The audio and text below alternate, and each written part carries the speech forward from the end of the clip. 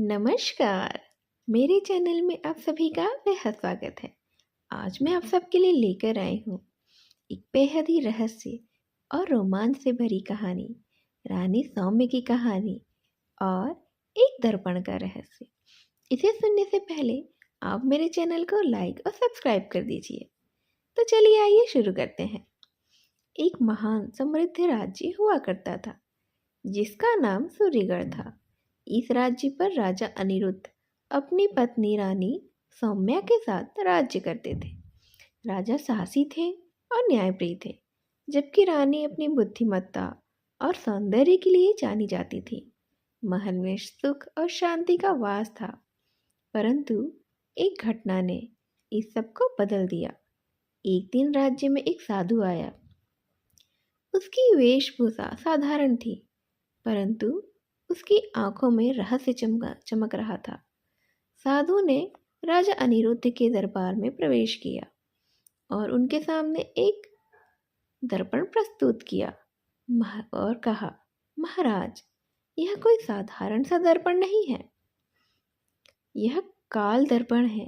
यह आपकी सभी इच्छाओं को पूरा करेगा, परंतु इसे केवल सत्य और धर्म प्रिय व्यक्ति ही संभाल सकता है। राजा ने दर्पण को देखा। वह वास्तव में अद्भुत था। उसका फ्रेम सोने का बना हुआ था और उसमें नीलम और पन्ना जड़े थे। लेकिन जैसे ही राजा ने उसमें झांका, उनकी छवि थोड़ी सी विचलित सी दिखाई दी।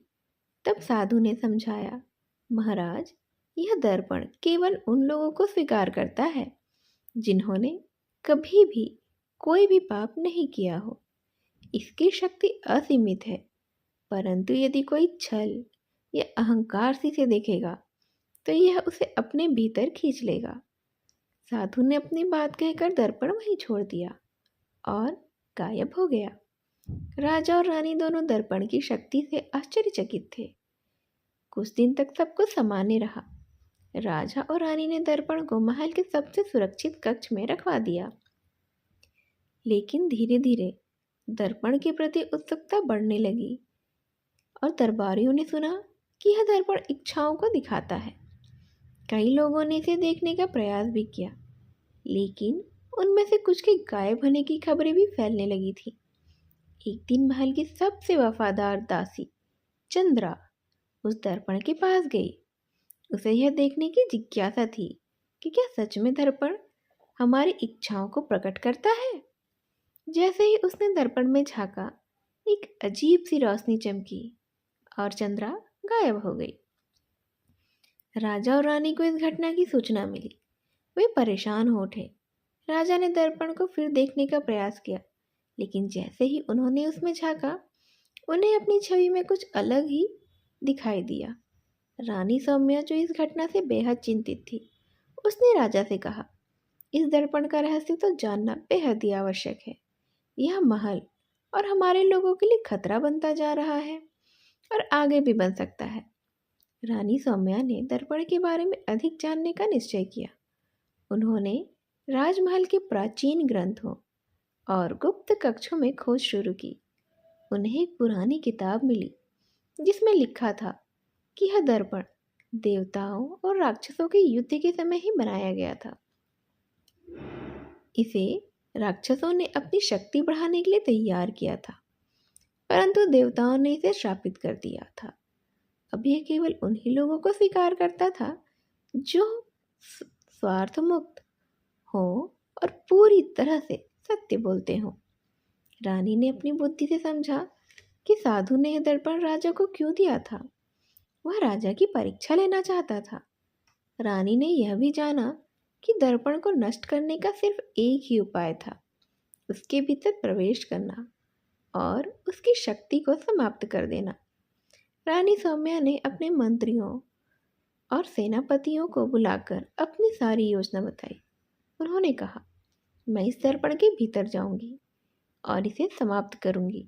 मेरे निर्णय में कोई बाधा न डाले। यह मेरा धर्म है कि मैं अपने राज्य और अपने ही लोगों की रक्षा करूं। सबने रानी के साहस की प्रशंसा की और उन्हें रोकने का प्रयास तो किया, परंतु रानी अपने निर्णय में अटल थी। उन्होंने तो अपना निर्णय ले लिया था। अगले दिन रानी सौम्या दर्पण के सामने खड़ी हुई।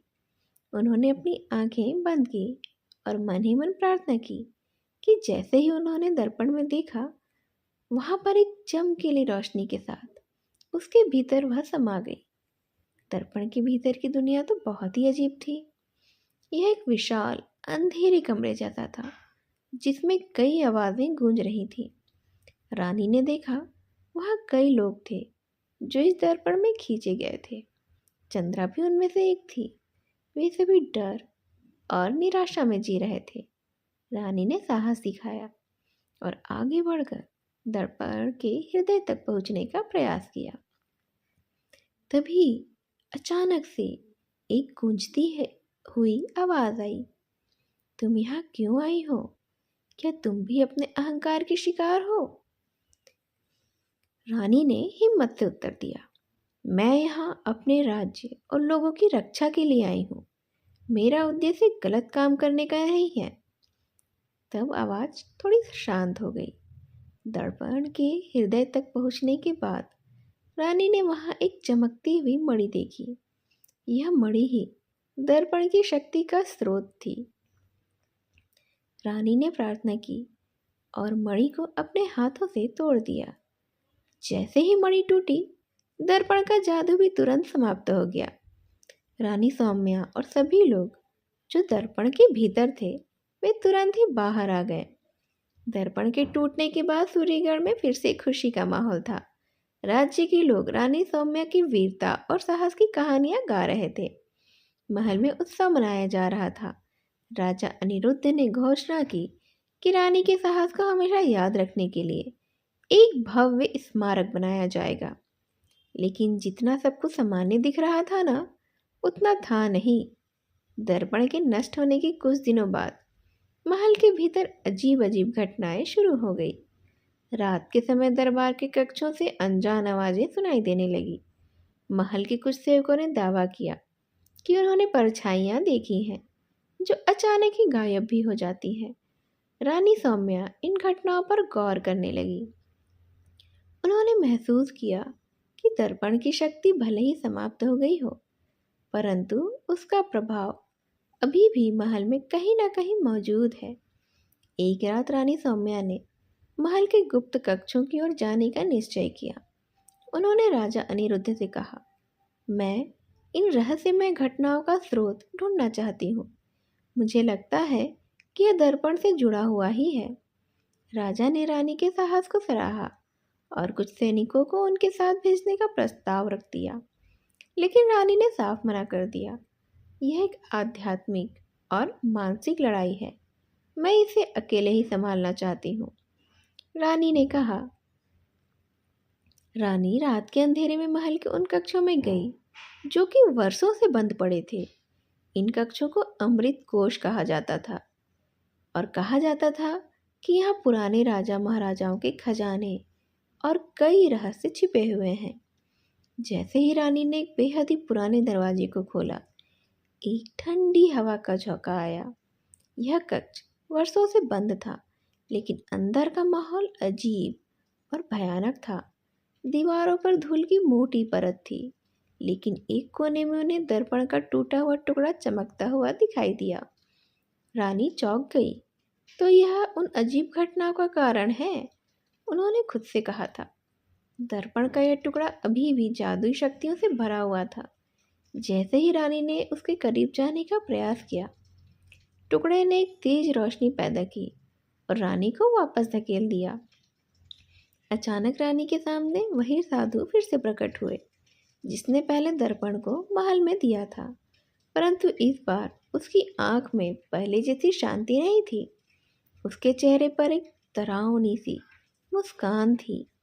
उसने कहा, तुमने दर्पण को नष्ट कर दिया, लेकिन तुम इसकी पूरी शक्ति को खत्म नहीं कर सकी। यह दर्पण सिर्फ एक वस्तु नहीं था, यह एक शक्ति का स्रोत था। इसे नष्ट करने का मतलब था उसकी छाया को अपनी दुनिया में ले आना। अब तुम्हारा राज्य इस छाया का हिस्सा बन गया है। रानी ने साहस के साथ जवाब दिया, तुमने हमें धोखा दिया, तुम्हारे इरादे पवित्र नहीं थे, लेकिन मैं अपने राज्य को इस दुष्ट शक्ति से बचा लूंगी, चाहे कुछ भी हो जाए। तब साधु हंस पड़ा। अगर तुम मुझसे लड़ना चाहती हो तो तुम्हें अपनी आत्मा की सबसे गहरी सच्चाई का सामना करना होगा। यह दर्पण अभी भी तुम्हारे भीतर की इच्छाओं और भय को ही दिखा रहा है। साधु के गायब होते ही रानी ने महसूस किया कि वह किसी अजीब स्थान पर पहुंच गई है। यह एक अंधकारमय जंगल जैसा था, जहां केवल उनकी परछाई थी। और अचानक उनके सामने उनके ही जैसी एक छवि खड़ी हुई थी। उस छवि ने कहा, तुमने हमेशा दूसरों की भलाई के लिए सोचा, लेकिन क्या तुमने कभी अपनी इच्छाओं को दबाया नहीं?